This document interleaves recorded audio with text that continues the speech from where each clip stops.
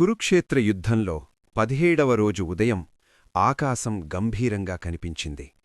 ఆ రోజు యుద్ధం మహాభారత చరిత్రలో అత్యంత ఉత్కంఠభరితమైనదిగా మారబోతుందని అందరికీ తెలిసింది. పాండవుల తరఫున అర్జునుడు, కౌరవుల తరఫున కర్ణుడు ఎదురెదురుగా నిలబడ్డారు. ఇద్దరూ మహావీరులు, అస్త్రశస్త్రాలలో అపార నైపుణ్యం కలవారు. ముఖ్యంగా ఇద్దరికీ ఒకరిపై ఒకరికి లోతైన వ్యక్తిగత ద్వేషం కూడా ఉంది. కర్ణుడు సూర్యుని కుమారుడు.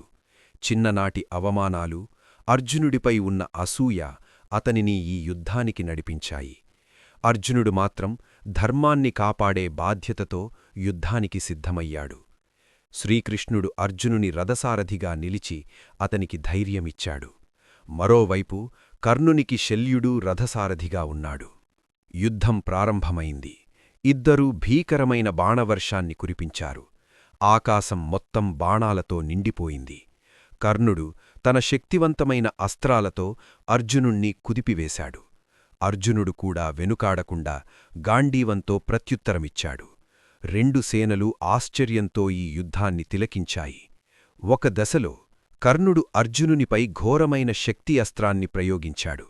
శ్రీకృష్ణుడు వెంటనే రథాన్ని నేలలోకి కొద్దిగా దించడంతో ఆ బాణం అర్జునుని కిరీటాన్ని మాత్రమే తాకివెళ్ళింది.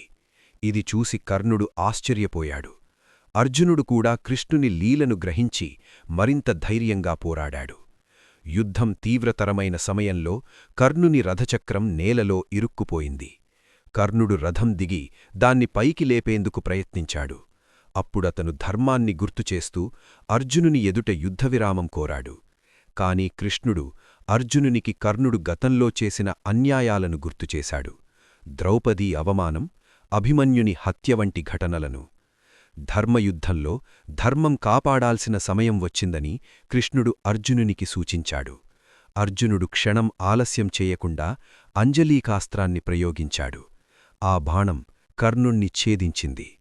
మహావీరుడైన కర్ణుడు నేలపై కూలిపోయాడు. కర్ణుని మరణంతో యుద్ధరంగం నిశ్శబ్దమైంది.